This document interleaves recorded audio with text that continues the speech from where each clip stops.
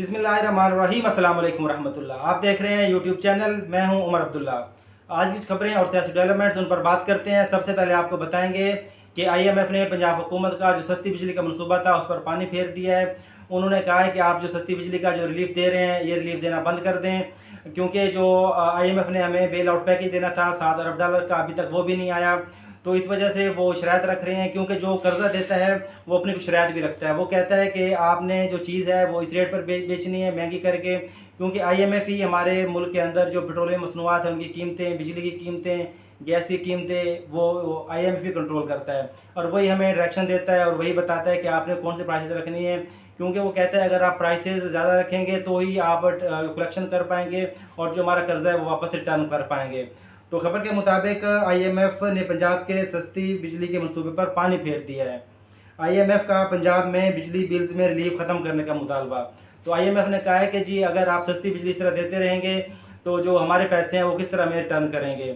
एक और साफ़ी है अनीक नाजी, उनके मुताबिक उड़ती सी खबर है कि IMF ने पंजाब हुकूमत के बिजली बिलों में इमदादी स्कीम के लिए ऐलान करदा 42 अरब रुपये मुख्तस करने पर बाकायदा एतराज़ कर दिया और हुकूमत के बड़े सर जोड़ बैठे हैं कि अब क्या रास्ता निकाला जाए। अगर सच है तो नून लीग के लिए इस मदद को वापस लेना बहुत बड़ा इम्तिहान होगा। अगर नून लीग ये रिलीफ वापस ले लेती है, 2 माह का रिलीफ था, ये 1 माह का कुछ सार्फिन को मिल चुका है और कुछ को अभी मिलना है। अगर ये वो रिलीफ वापस लेती है तो सियासी तौर पर उनको बहुत बड़ा नुकसान होगा, क्योंकि इसके लिए नवाज शरीफ साहब ने खुद प्रेस कॉन्फ्रेंस की थी, जो नून लीग की पार्टी के जो सरबराह हैं। तो अगर ये रिलीफ वापस होता है तो ये एक यू टर्न समझा जाएगा और ये समझा जाएगा हुकूमत IMF के दबाव में आ गई है। अब आपको बताते हैं कि पाकिस्तान को इबरतनाक शिकस्त हुई है बांग्लादेश के खिलाफ। बांग्लादेश की टीम यहाँ पर पाकिस्तान में टेस्ट सीरीज़ खेलने आई हुई थी। 2 टेस्ट मैचेस थे और पहला टेस्ट मैच भी हम हार गए और आज हम दूसरा टेस्ट मैच है जो वो भी हार गए हैं। तो बांग्लादेश की टीम पाकिस्तान के खिलाफ कभी भी कोई भी टेस्ट मैच नहीं जीती थी, लेकिन उन्होंने 2 लगातार टेस्ट मैच जीत लिए हैं। तो इसका सारा जो मलबा है वो मोहसिन नकवी जो PCB के चेयरमैन है उन पर जा रहा है कि उन्होंने जो टीम की सिलेक्शन थी वो मेरिट पर नहीं की और खिलाड़ियों को अंडर प्रेशर रखा हुआ था, उनको दबाव में रखा हुआ था, जिस वजह से वो बेहतर अंदाज में परफॉर्म नहीं कर पाए। और इसके साथ साथ खिलाड़ियों की जिम्मेदारी भी बनती है कि जो तमाम दबाव है उनको बलाए ताक रखते हुए वो जब वो ग्रीन जो है वो जर्सी है वो पहन लेते हैं, पाकिस्तान का कलर पहन लेते हैं, तो उनको चाहिए कि वो तमाम तर जो एफर्ट्स हैं उनको पुट करें और पाकिस्तान को जो है वो कामयाबी दिलवाएं।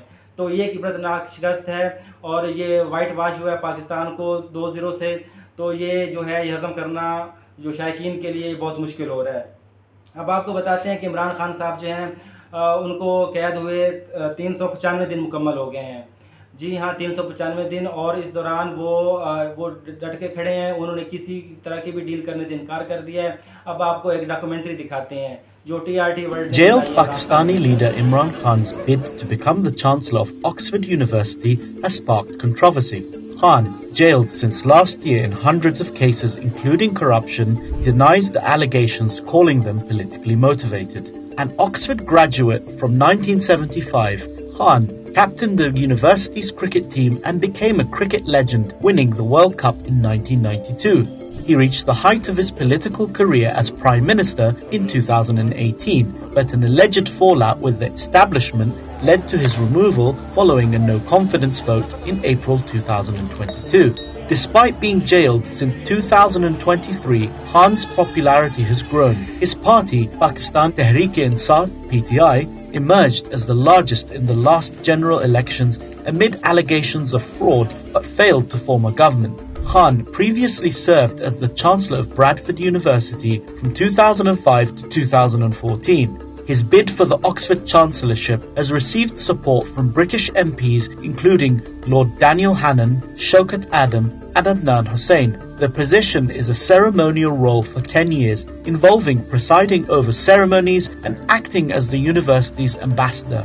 Oxford University will confirm the candidates in early October, with voting by university members and graduates online on the 28th of October. Can Imran Khan pull off another win while behind bars? इसके साथ आपको बताते हैं कि इमरान खान साहब ने एक बयान दिया है। उन्होंने कहा है कि अगर मैं शौकत खानम नमल यूनिवर्सिटी बना सकता था तो मेरी आंखें कमज़ोर नहीं थीं, मैं शुगर मिलें, पोल्ट्री फार्म, बैरिया टाउन जैसी सोसाइटीज़ भी बना सकता था। उन्होंने इशारा किया है कि जिस तरह बाकी सियासी पार्टी के जो लीडरान हैं, नवाज शरीफ साहब या आसिफ अली जरदारी साहब, तो उन्होंने अपनी जायदादें बनाई हैं और अपने लिए कारोबार खड़े किए हैं, लेकिन उन्होंने कहा कि मैंने जो है वो फलाई काम किए हैं अपने मुल्क के लिए। اور ایک سیاستدان ہے خواجہ آصف صاحب نون لیگ کے اور وفاقی وزیر دفاع بھی ہیں وہ، تو انہوں نے ایک بیان دیا ہے اور انہوں نے تسلیم کیا ہے کہ جو عمران خان صاحب ہیں وہ ایک بہت بڑے سٹیک ہولڈر ہیں پاکستان کی سیاست میں۔ انہوں نے کہا ہے کہ عمران خان پاکستانی سیاست کا ایک فریق ہے، اور فریق بھی وہ جو کہ ایک قوی فریق ہے، ان کے وجود سے انکار نہیں کیا جا سکتا۔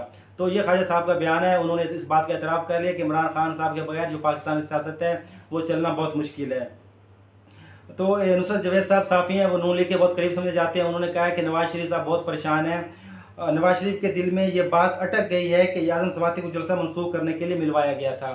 ان کو اس بات کی پریشانی ہے کہ عمران خان صاحب سے اعظم سماعتی صاحب کو ملوایا گیا جب جیل کا ٹائم بھی نہیں تھا، ملاقات کا ٹائم بھی نہیں تھا، اور صرف اس لیے کہ ایک جو جلسہ ہے وہ طاقتور لوگوں نے منسوخ کروانا تھا 22 اگست کا، اب وہ جلسہ ہے جو 8 ستمبر کو ہو رہا ہے۔ یہاں پر حبیب اکرم صحافی ہیں، وہ کہتے ہیں کہ عمران خان اور اسٹیبلشمنٹ کے درمیان دراڑ میں نون لیگ، پیپل پارٹی اور ایم کیو ایم کا بسیرا ہے۔ ان سب کی خواہش ہے کہ عمران خان کے نظام میں کوئی گنجائش نہ نکلنے پائے۔ ان کے علاوہ بھی کچھ عناصر ہیں جو یہ نقشہ کھینچتے ہیں کہ عمران خان انتقام لیں گے۔ یہ لوگ اپنی افتاد طبع میں درباری قسم کے مسخرے جنہیں سنجیدہ مشیر سمجھ لیا گیا ہے۔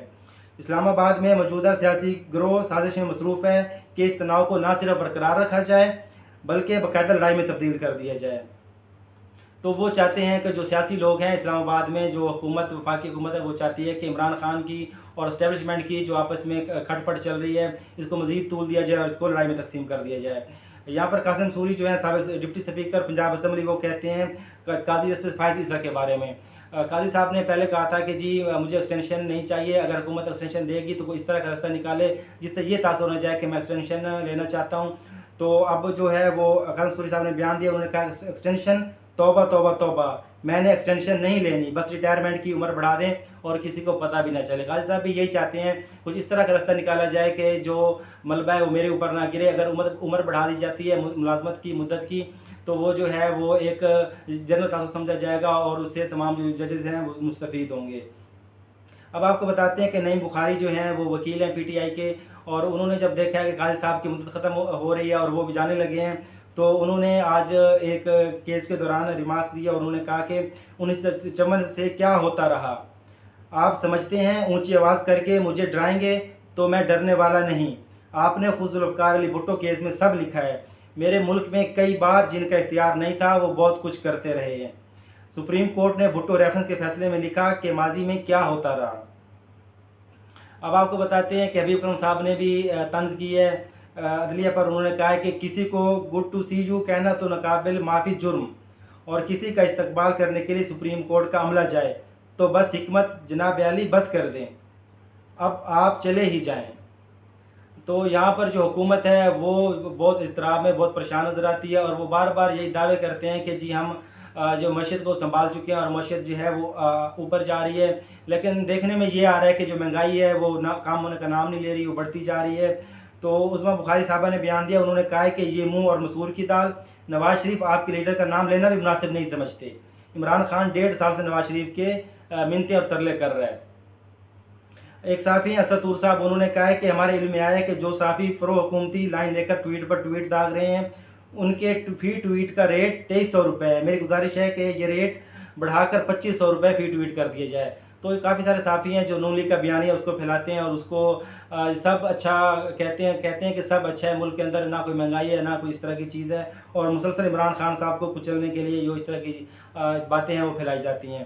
اب آپ کو بتاتے ہیں کہ ایک سیاستدان ہے، قومی اسمبلی رکن قومی اسمبلی ہیں بلوچستان سے، اختر مینگل صاحب، انہوں نے اپنی سیٹ سے استعفیٰ دے دیا ہے، اور انہوں نے کہا ہے کہ جو میرے حلقے کے نوجوان ہیں ان کو مارا جا رہا ہے اور بلوچوں پر ظلم کیا جا رہا ہے، اور میری یہ عوام ہے ان کے خلاف بغاوت کے لیے کوئی کام نہیں ہو رہا، تو میں جو یہ اپنی سیٹ ہے وہ چھوڑتا ہوں۔ انہوں نے کہا ہے کہ مجھے معلوم ہے میرا استعفیٰ سے اتنی بڑی پارلیمنٹ کو فرق نہیں پڑے گا، لیکن میں کرنلوں اور جرنیلوں کے جمہوریت کے مینار سے اپنے حصے کی ایک اینٹ نکال رہا ہوں۔ تو انہوں نے استعفیٰ دے دیا اپنی سیٹ سے، انہوں نے کہا کہ میں اب مزید جو پارلیمنٹ کا حصہ نہیں رہ سکتا۔ تو اب دیکھتے ہیں کہ یہ اونٹ ہے کس کروٹ بیٹھتا ہے۔ خبریں کچھ مزید بھی ہیں، آپ کو بتائیں گے اگلے ولاگ میں، تب تک کے لیے مجھے دی اجازت۔ پاکستان زندہ باد۔